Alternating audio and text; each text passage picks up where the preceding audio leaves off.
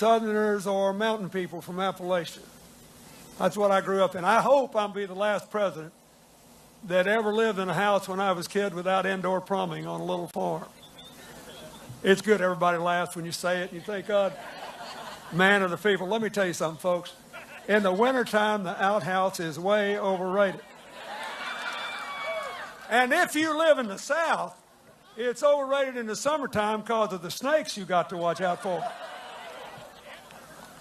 My heart grieved when I read about the suffering you had from the last tornado, because I bet you one thing that's happened is that you got a swarm of mosquitoes in every other stagnant piece of water you got left.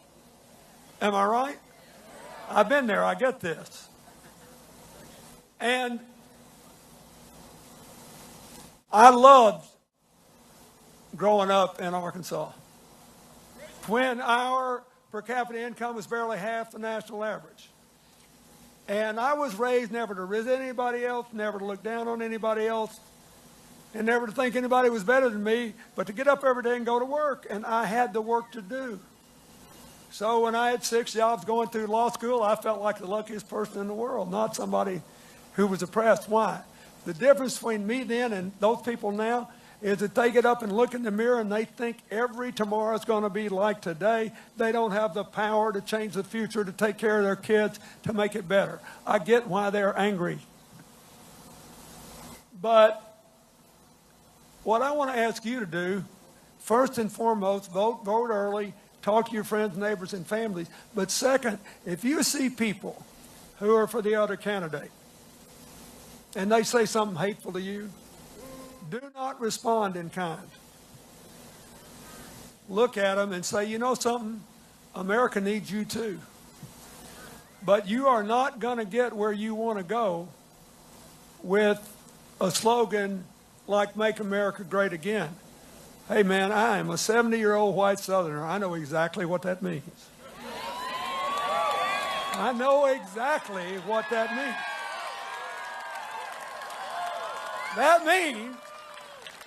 That means I'll give you the economy you had 50 years ago when everything was peachy keen and you don't have to do anything, you don't have to learn anything, you don't have to change anything. That'd be like me saying, I'd like to be 20 again. Actually, I would. But I wouldn't vote for somebody who promised to make me 20 again. Their beef with both parties is nobody's giving them a way to make a new future. Hillary is giving them a way to make a new future. That's what I want you to tell them. And the other part of that is, I'll move you back up on the social totem pole like you were 50 years ago, so there'll be somebody below you. 50 years ago was not so great for America, for a lot of us, for African Americans, Hispanic Americans, new immigrants, women in the workplace, gays in the closet. Who are we kidding? What Hillary says is, we need to tear all the totem poles down so we can go forward together and rise together.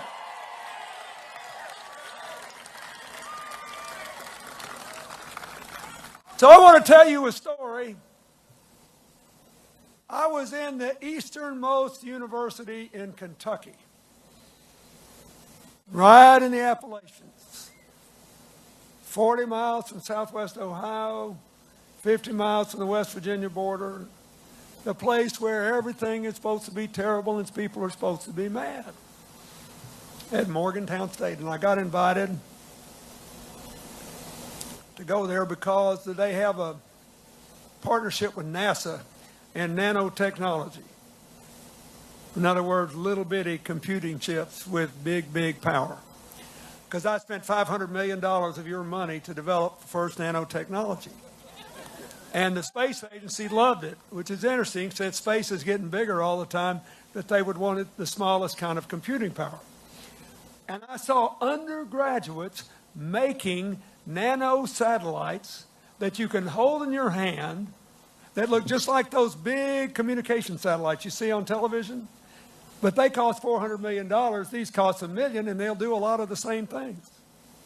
Being made by undergraduates. So I go up to one of these young people a 19-year-old young man from eastern Kentucky. And he's jamming the computing power into this little container about 1.25 inches cube. I said, what's the container made out of? And he looked up at me with his hillbilly twang and he said, tungsten. He said, tungsten does real well in outer space. And I said, you going to put it on a satellite? He said, no, this one's going on a rocket. NASA's going to send it to the International Space Station, and we're going to juice it for all it's worth and see what it'll do. And then I was about to walk away, and he said, well, Mr. President, one more thing. He said, do not let them make fun of Hillary for saying she's going to put up 500 million solar panels in the next 4 years. He said, actually, I think she's a little low on that number. I said, why do you think that? He said, because in a couple of years, we'll be making them with 3D printers. They'll be just as good as the ones we've got. They'll be cheap as dirt. We can put them everywhere. We'll drive down the price of electricity. We'll flood manufacturing jobs back to America. We'll reduce our greenhouse gas emissions. We'll move away from rising sea levels, and we'll all be free. Now, look, the point is, I don't know whether that young fella is exactly right or not. The point is, he's not worried about whether he can make his tomorrow better than yesterday. That's what we want for everybody.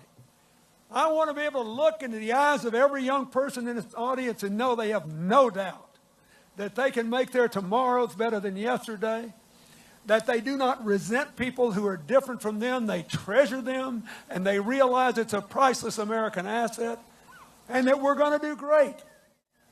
And so, the other day, I called this friend of mine in Texas who's a genius with one-liners, and he's been a friend of Hillary's and mine for more than 40 years. I said, this campaign's been too negative. Give me something that puts a choice in a way that's at least halfway funny.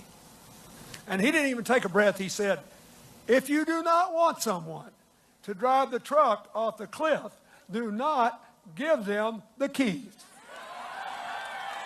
So what I want to say to you is, I want you to use this early vote period to give Hillary the keys. She is the best change maker I've ever known. She is the only person you can vote for who's gotten a lot done with Republicans as well as Democrats when she was First Lady, when she was a Senator, and when she was Secretary of State. And if you give her the keys to that truck, here's what she'll do. She'll go right around to the back, open the back, and put all Americans on it, whether they voted for her or not. And she'll get in that thing and drive it right to the top of the highest mountain. That's America, and that's where we need to go. Stronger together. Thank you, and God bless you.